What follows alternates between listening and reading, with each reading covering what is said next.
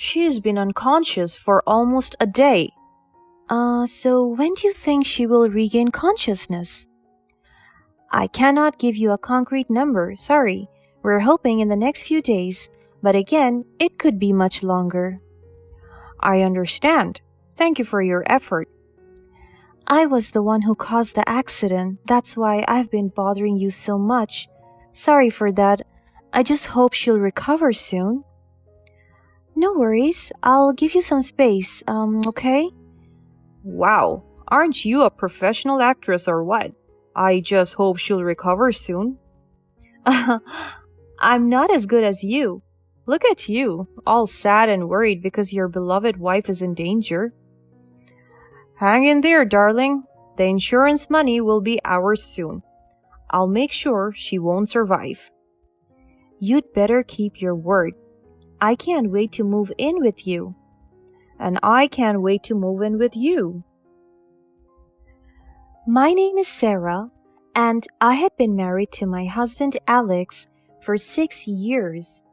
We had a beautiful life together and a cozy home. We both had steady jobs and everything seemed perfect. But as time went by, I started to feel like something was missing. Our romance was slowly fading away, and I didn't know what to do about it. I tried to talk to Alex about it, but he always brushed it off, saying that everything was fine. I naively assumed that maybe this difficult period in our marriage was just temporary and things would eventually revert back to the way they used to be. I tried to focus on other tasks to improve the quality of our lives. I focused more on my career as a primary school teacher. I didn't like my job so much, but Alex really wanted me to keep it because it ensured a stable stream of income for both of us.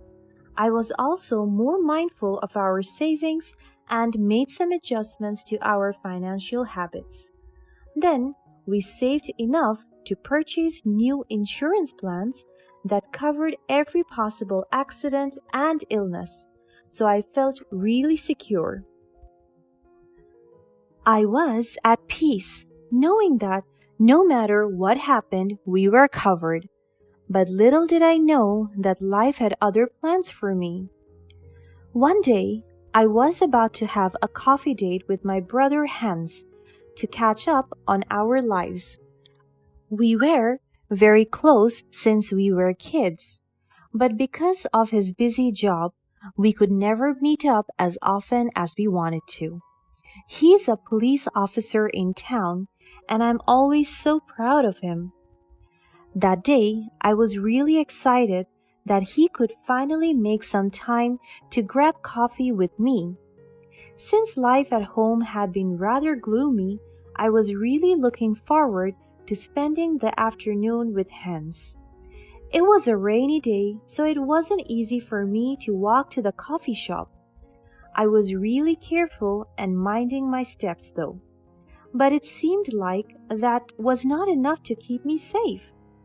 Unfortunately, I was crossing the road when out of nowhere, I was hit by a car. The impact was so sudden that I didn't have time to react. I was thrown to the ground, and everything went black. The last image that I could remember was Hans sitting in the coffee shop on the other side of the road, terrified when he saw me. I prayed Hans would find me and take me to the hospital immediately. The rest was a blur. When I regained consciousness, everything hurt. I could feel a sharp pain in my head, and my body felt like it had fallen to the ground from a great height. But I could feel the comfortable pillow and the soft bed sheet under me. I could hear the beeping sound of the ventilator. I knew I was taken to the hospital and that I was safe. I was going to open my eyes when I heard my husband's voice together with two strangers in the room. Something told me to pretend to be unconscious and eavesdrop on them. She's been unconscious for almost a day now. So when do you think she will regain consciousness? I cannot give you a concrete number, sorry. We're hoping in the next few days, but again, it could be much longer. I understand. Thank you for your effort. I was the one who caused the accident. That's why I've been bothering you so much. Sorry for that. I just hope she'll recover soon. No worries. I'll give you some space, okay? At this point, I could hear the nurse's footsteps as she walked away. I really wanted to open my eyes and tell my husband how happy I am that he was here for me. But I don't know why. I had a very bad feeling about the woman whose voice I could hear from across the room. Maybe it was because she was the driver who hit me, or maybe there was just something in her voice that told me she was not genuine. And just as I suspected, both of them showed their real intentions as soon as they were left alone. Wow, aren't you a professional actress or what? I just hope she'll recover soon. I'm not as good as you. Look at you, all sad and worried because your beloved wife is in danger. Hang in there, darling. The insurance money will be ours soon. I'll make sure she won't survive. You'd better keep your word. I can't wait to move in with you. And I can't wait to move in with you. I was shocked to the core as I lied there and listened to their cruel laughter. It seemed like the physical pain that I felt was nothing to the pain that my dearest husband was causing. I tried to hold back the tears and the pain so I could piece things together and figure out what was happening. The accident was intentional. My husband wanted to fatally injure me so that he could take the insurance money. The person who hit me was actually his mistress, who planned to move in with him right after he got rid of me. I couldn't believe what I was hearing. The man I had loved and trusted had betrayed me in the worst possible way. The worst part was that I didn't know what my husband was planning to do to keep his word. He said that I wouldn't survive. So what did he mean by that? I was devastated and terrified at the same time. I understood that I needed to act.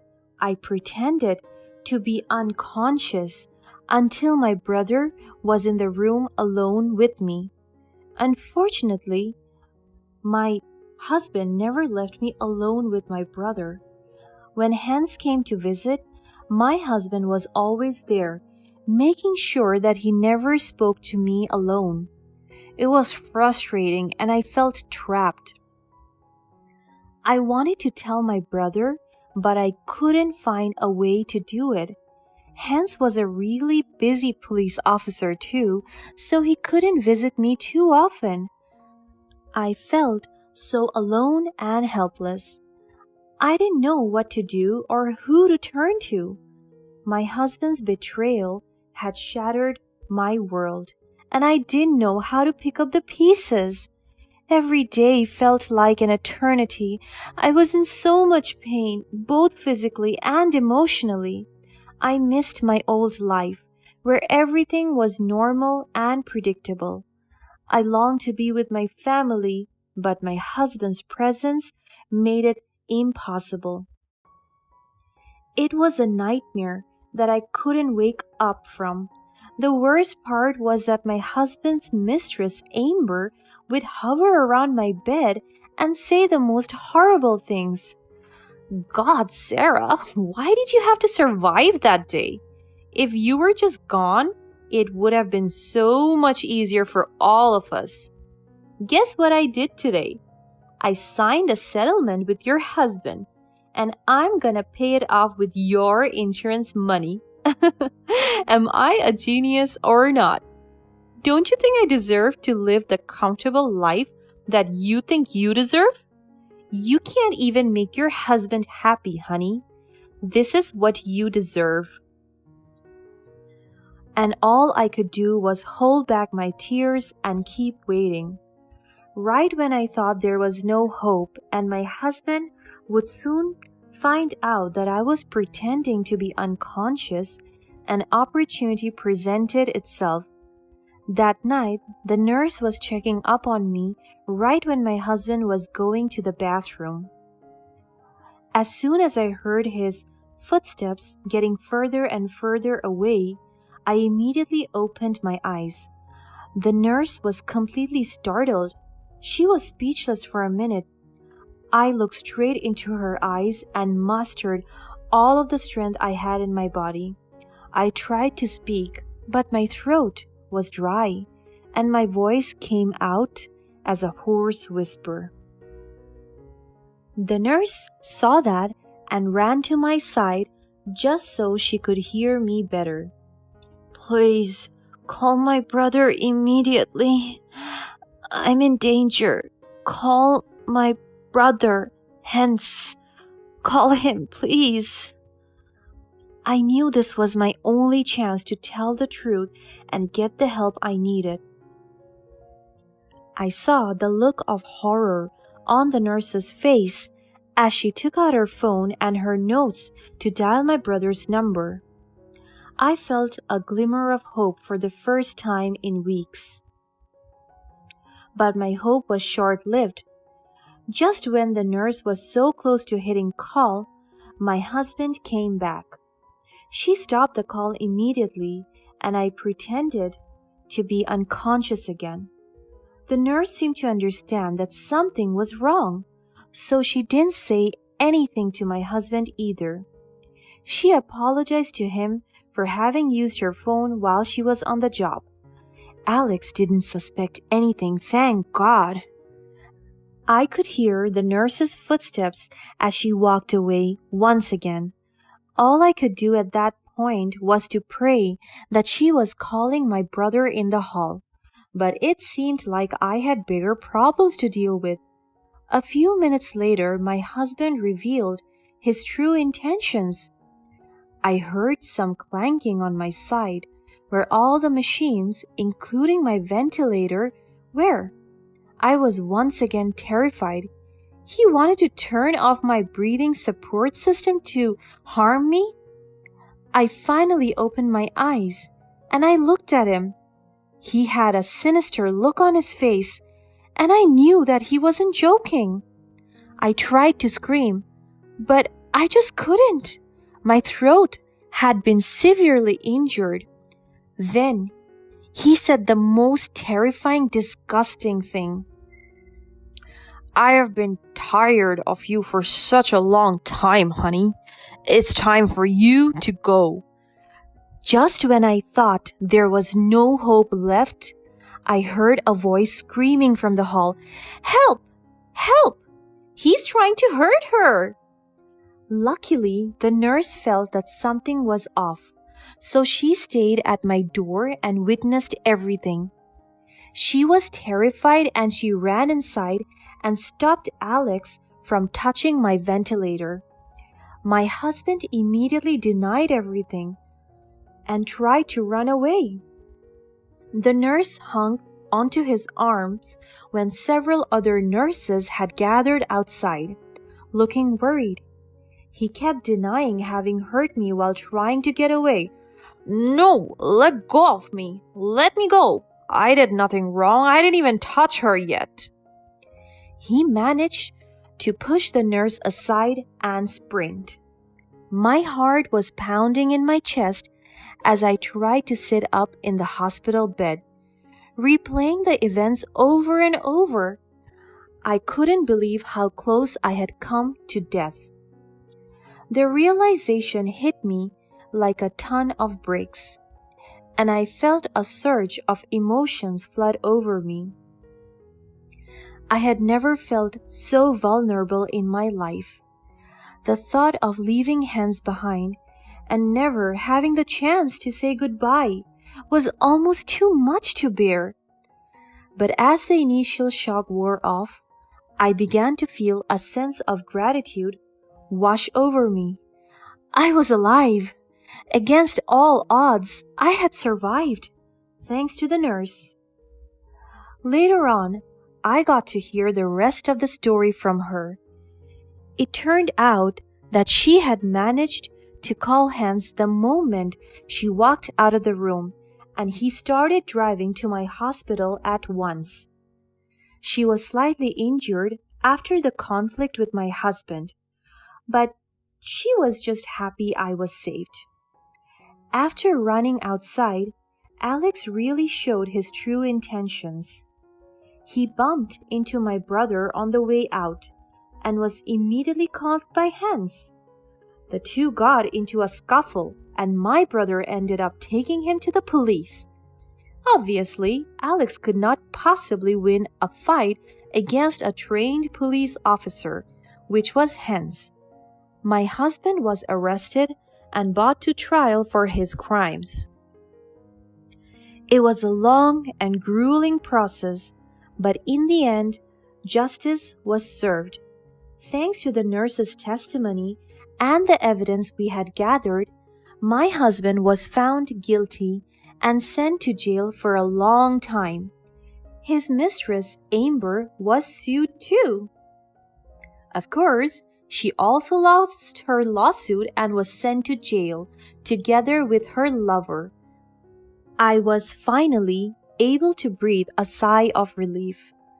I had been living in constant fear for so long, and now I could finally rest easy knowing those wicked people could no longer harm me. It was a huge weight off my shoulder. Slowly but surely I was recovering. Hans was always by my side, making sure that I was safe, healthy, and hopeful. Going through such a terrible event really opened my eyes. I learned that I had to start living for myself and enjoyed life without needing my husband around. I quit my job as a primary school teacher as soon as I realized I wanted to open a business all by myself. Quitting my stable job was a huge decision for someone who had always played it safe. But I knew that it was the right one. I had always had an entrepreneurial spirit and had dreamed of owning my business for years. The accident had been a wake-up call, and I knew that I couldn't continue to put my dreams on hold any longer. With a newfound sense of purpose, I poured all of my energy into the new venture. So now, I run a coffee shop really close to my brother's workplace, and we can see each other whenever we want to. I'm happier than ever.